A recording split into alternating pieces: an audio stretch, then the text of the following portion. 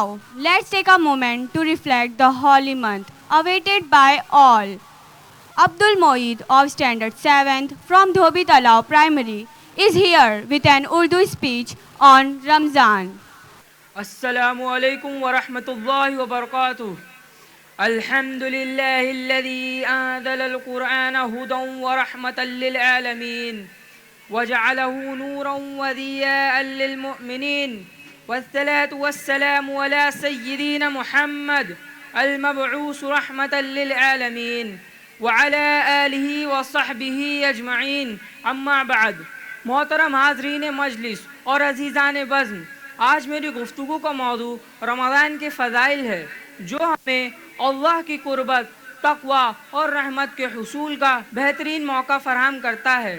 رمضان المبارک ایک بہت ہی برکتوں والا اور مقدس مہینہ ہے جو تمام مسلمانوں کے لیے خاص اہمیت رکھتا ہے. یہ مہینہ اسلامی تقویم کے اعتبار سے نواں مہینہ ہے اور اللہ تعالیٰ نے اسے قرآن مجید کے نزول کا مہینہ بنایا ہے. رمضان کا مطلب جلانے والا، یعنی یہ مہینہ ہمارے گناہوں کو مٹانے اور ہماری روح کو پاک کرنے کا بہترین موقع عطا کرتا ہے. رمضان کی اہمیت قرآن و سنت سے واضح ہے. اللہ تعالیٰ نے قرآن مجید میں فرمایا شہر الرمضان الذی انزل فیہ القرآن ھدی للناس وبینات من الھدی والفرقان. ترجمہ کہ رمضان کا مہینہ وہ ہے جس میں قرآن نازل کیا گیا جو انسانوں کے لیے ہدایت ہے اور ہدایت حق و باطل میں فرق کرنے والی دلیلیں ہیں. اس مقدس مہینے میں مسلمان روزے رکھتے ہیں جو اسلام کے 5 بنیادی ارکان میں سے ایک اہم رکن ہے. روزہ نہ صرف کھانے پینے سے روکنے کا نام ہے بلکہ اپنے نفس کو گناہوں سے بچانے اور اللہ سے قریب ہونے کا ذریعہ ہے. نبی کریم صلی اللہ علیہ وسلم نے فرمایا جو شخص ایمان اور احتساب کے ساتھ رمضان المبارک کے روزے رکھے اس کے پچھلے گناہ معاف کر دیے جاتے ہیں. رمضان ہمیں صبر، شکر اور قربانی کی تربیت دیتا ہے. جب ہم دن بھر بھوک اور پیاس کو برداشت کرتے ہیں تو ہمیں ان لوگوں کی مشکلات کا احساس ہوتا ہے جو غربت اور بھوک کا سامنا کر رہے ہیں. اسی لیے صدقہ اور خیرات کی خاص تاکید اس مہینے میں کی گئی ہے. زکوٰۃ اور فطرہ بھی اسی مہینے میں ادا کیے جاتے ہیں تاکہ معاشرے کے ضرورت مند افراد کی مدد ہو سکے.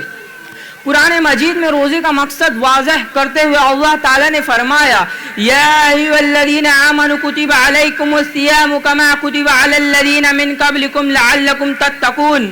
اے ایمان والو، تم پر روزے فرض کیے گئے جیسا کہ تم سے پہلے لوگوں پر کیے گئے تھے تاکہ تم پرہیزگار بن جاؤ. رمضان ہمیں صبر و تحمل سکھاتا ہے اور ہمیں یہ یاد دلاتا ہے کہ دنیا کی مشکلات اور تکالیف بھی اللہ ہی کی طرف سے امتحان ہے. اس کے ساتھ ساتھ رمضان ہمیں دوسروں کی مدد کرنے، ضرورت مند کا خیال رکھنے اور اپنے اعمال کو بہتر بنانے کا درس دیتا ہے. رمضان ہمیں وقت کی قدر سکھاتا ہے. سحری اور افطاری کے اوقات کا تعین ہمیں وقت کی پابندی اور نظم و ضبط کا درس دیتا ہے. اسی طرح تراویح اور دیگر عبادات ہمیں اللہ کے حضور جھکنے اور اپنی اصلاح کی کوشش کرنے کا موقع دیتی ہے. یہ مہینہ اللہ کی رحمت، مغفرت اور جہنم سے نجات کے 3 حصوں میں تقسیم کیا گیا ہے. پہلا عشرہ رحمت کا ہے جس میں اللہ اپنے بندوں پر خاص مہربانی کرتے ہیں. دوسرا عشرہ مغفرت کا ہے جس میں گناہ معاف کیے جاتے ہیں. تیسرا عشرہ جہنم سے نجات کا ہے اور اس میں لیلۃ القدر جیسی وہ مبارک رات آتی ہے جو 1000 مہینوں سے بہتر ہے.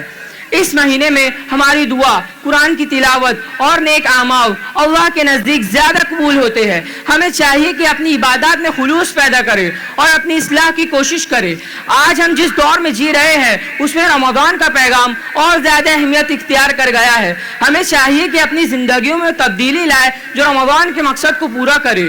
ایک شعر کے ساتھ اپنی تقریر ختم کرتا ہوں. دل میں پھر سے خوشیوں کا پیغام آ رہا ہے کہ دل میں پھر سے خوشیوں کا پیغام آ رہا ہے. مبارک ہو مومنو، پھر سے رمضان آ رہا ہے. وآخر الدعوانا ان الحمد للہ رب العالمین. جزاک اللہ خیرہ.